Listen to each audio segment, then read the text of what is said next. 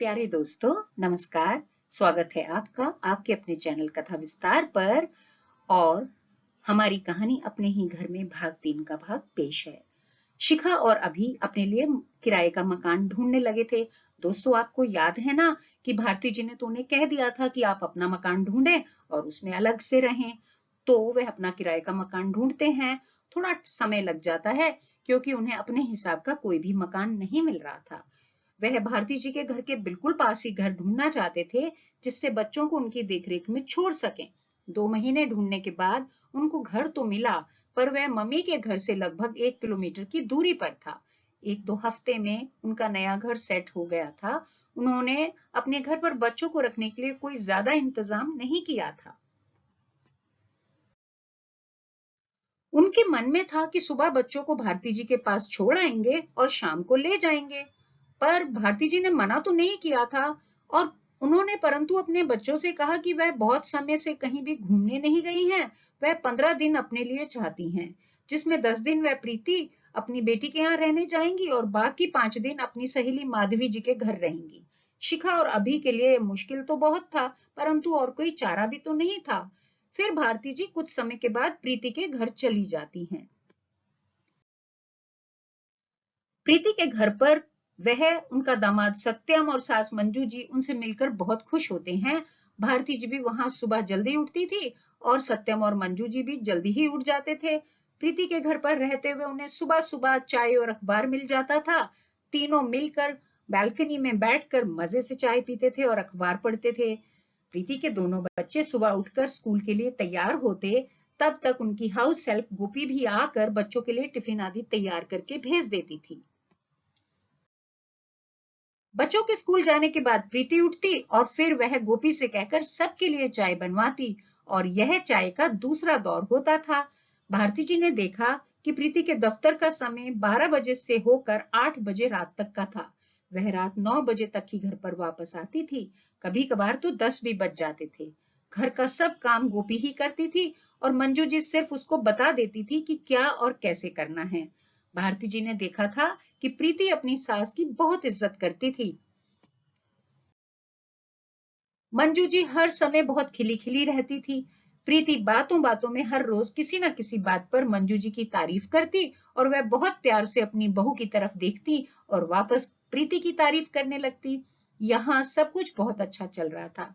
वह अपनी बेटी प्रीति का उसकी सास के साथ व्यवहार देखकर बहुत खुश होती हैं और अपनी परवरिश पर बहुत गर्व महसूस करती हैं। 10 दिन प्रीति के घर रहकर वह माधवी के घर चली गई थी। माधवी के बेटा और बहू दोनों डॉक्टर थे और बहुत अच्छी प्रैक्टिस चल रही थी दोनों की ही। माधवी की पोती निया 5 वर्ष की हो चुकी थी और घर पर उसके लिए बहुत अच्छा प्रबंध था। निया के लिए कार, ड्राइवर, डांस टीचर इत्यादि सब का बहुत अच्छा प्रबंध था।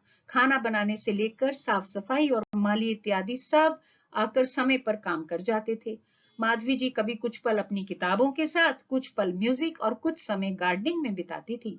माधवी के घर रहकर जब वह घर वापस आई तो अभी और शिखा को फोन करके खबर कर दी थी।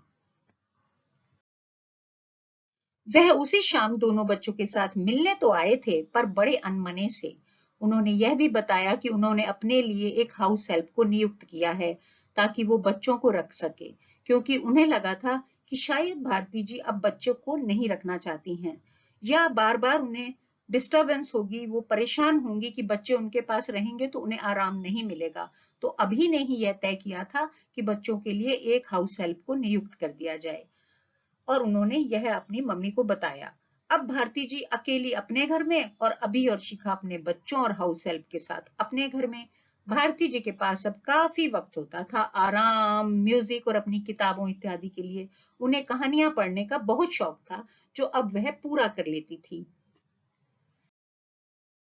पेंशन भी अच्छी आ रही थी, इसीलिए पैसों की तो कोई समस्या ही नहीं थी। पहले घर पर उनको काफी खर्च करना पड़ता था, पर अब बहुत पैसे बच जाते थे। इस तरह लगभग 4 महीने बीत चुके थे। पर पिछले 15-20 दिन से अभी और शिखा के घर पर सब उल्टा पुल्टा हो रहा था। जब वह इस नए घर में नए नए आए थे, तब शिखा ने 15 दिन की छुट्टी ली, जो उसने कभी भी अपनी सास के लिए एक दिन भी नहीं किया था। घर पर सब इंतजाम करते हुए शिखा और अभी थककर चूर हो गए थे, पर जैसे तैसे एक नौकरानी रखकर अपने इस जीवन की शुरुआत की थी। बच्चों के लिए और घर के लिए काम करने के लिए पूरे दिन की हाउस हेल्प ने उनकी जिंदगी को थोड़ा आसान तो बना दिया था, पर 3 महीने बीतते बीतते अभी उन्होंने थोड़ी चैन की सांस ली ही थी कि शिखा और अभी थोड़ा आराम से बैठे ही थे कि उनकी हाउस हेल्प ने कहा, उनके घर का काम काफी ज्यादा है, तो पैसे तो बढ़ाने पड़ेंगे।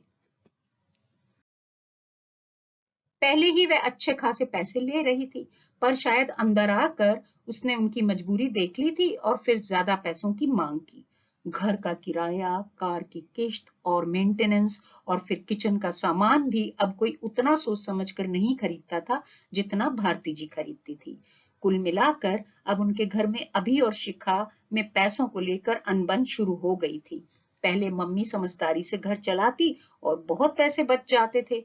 आराम से किटी, पिकनिक, मस्ती सब हो पाता था। अब कभी शिखा अभी पर चिल्लाती तो कभी अभी शिखा पर। कुल मिलाकर स्थिति अच्छी नहीं थी। कृष रात को ढंग से सोने नहीं देता था। पहले मम्मी को पकड़ा देते थे और अपनी नींद पूरी कर लेते थे। राम्या को कहीं भी ले जाना होता तो सब शिखा को ही करना पड़ता था। उस पर तो जैसे मुसीबतों का पहाड़ टूट पड़ा था। पैसे का खर्च, रसोई की जिम्मेदारी, मेड के साथ खिटपिट। मम्मी तो सुनकर भी काम में लगी रहती थी, पर एक दिन उसने अपने गर्म स्वभाव के चलते बच्चों की हेल्प को कुछ थोड़ा सा कह दिया तो वह 5 दिन काम पर नहीं आई। फिर फोन करके उसको मना कर लाना पड़ा। फिर अगली बार उसके घर पर कुछ हो गया तो वह 1 हफ्ते छुट्टी पर चली गई। शिखा तो जैसे सब संभालते हुए हलकान हो गई थी। एक दिन अभिनव ऑफिस गया हुआ था और शिखा अपने दोनों बच्चों को लेकर आ गई भारती जी के पास। वह सबके बच्चों के आने से भारती जी बहुत खुश हुई थी, पर उन्होंने शिखा का पीला और उतरा हुआ चेहरा देखा तो बच्चों को खाने पीने को देकर भारती जी ने अंदर भेज दिया। भारती जी शिखा से कुछ पूछती उससे पहले ही शिखा फूट फूट कर रोने लगी और वह उनसे पैर छूकर अपने व्यवहार के लिए क्षमा मांगने लगी। भारती जी ने शिखा को गले से लगा लिया और चुप कराया। भारती जी ने शिखा से पूछा कि अब वह क्या चाहती है। उसने कहा वह कुछ भी नहीं चाहती है, बस वह उसे वापस अपनी बेटी बना ले, क्योंकि घर और बच्चों ने और मेड्स ने मिलकर उसको दिन में तारे दिखा दिए हैं। भारती जी ने कहा उन्हें भी अपने बच्चों के साथ रहना बहुत अच्छा लगता है, पर उन्हें अपने और अपनी सेहत के लिए वक्त चाहिए होता है जो उन्हें एक साथ रहने पर बिल्कुल नहीं मिलता था। तब शिखा ने कहा, मम्मी मैं अब पहले की तरह बिल्कुल नहीं रहूंगी, आपका पूरा हाथ बटाऊंगी। Mummy please. अब भारती जी ने कहा ठीक है बेटा, पहले अभी को तो आने दो। मम्मी मैं उनको बताकर नहीं आई हूँ, वह तो ऑफिस गए हुए हैं।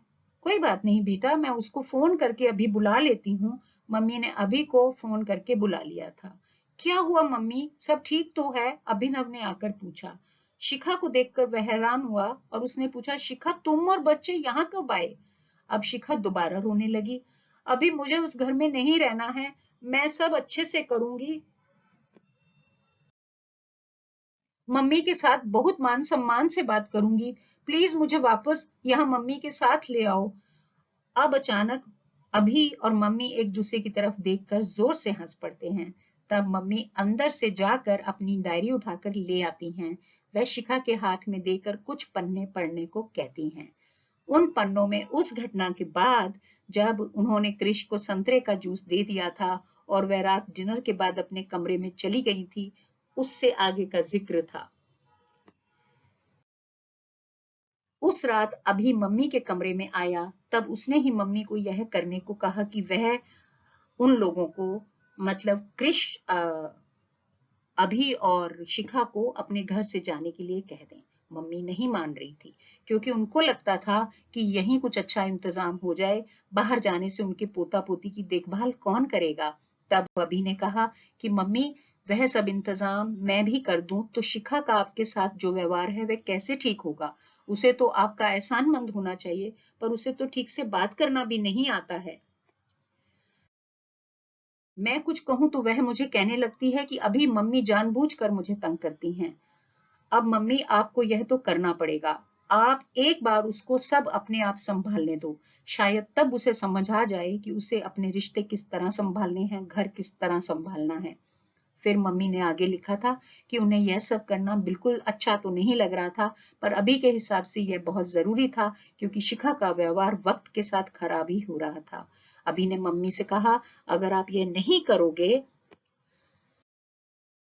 तो शिखा का व्यवहार और खराब होगा और फिर बच्चे भी यही सब सीखेंगे। तब किसी तरह भारती जी यह सब करने के लिए मानी थी। अब यह सब पढ़कर शिखा एक बार फिर मम्मी के गले से लग गई।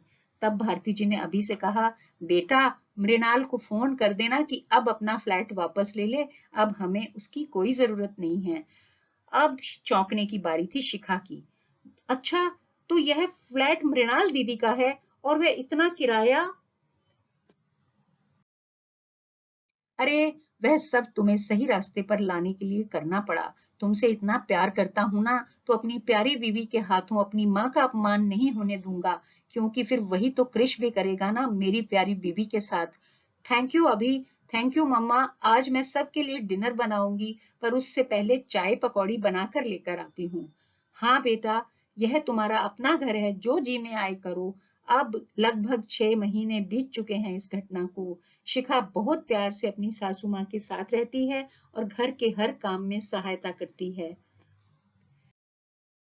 और अब भारती जी के घर सब पर्सनल कामों के लिए, उनकी इच्छाओं के लिए, उनके योग प्राणायाम इत्यादि का बहुत ध्यान रखा जाता था। अब अपने ही घर में भारती जी अपने बेटे बहू और पोते पोती के साथ सुख और सम्मान से रहते हैं। तो दोस्तों, यह थी मेरी कहानी अपने ही घर में भाग 3, जिसमें ये बताया मैंने कि हर घर में समस्याएं होती हैं, परंतु मिलजुल कर समस्याओं का समाधान करना होता है। सबसे पहली चीज जो जरूरी है वो है हमारे मन की इच्छा। हमारे मन में ये इच्छा होनी चाहिए कि हम मिलजुल के रहें, प्यार से रहें। अगर यह इच्छा होगी तो हल और सॉल्यूशन अपने आप निकल आएंगे। तो दोस्तों, मेरी कहानी आपको कैसी लगी कृपया जरूर कमेंट करें और अपने चैनल को सब्सक्राइब अवश्य कर लें। धन्यवाद दोस्तों, नमस्कार।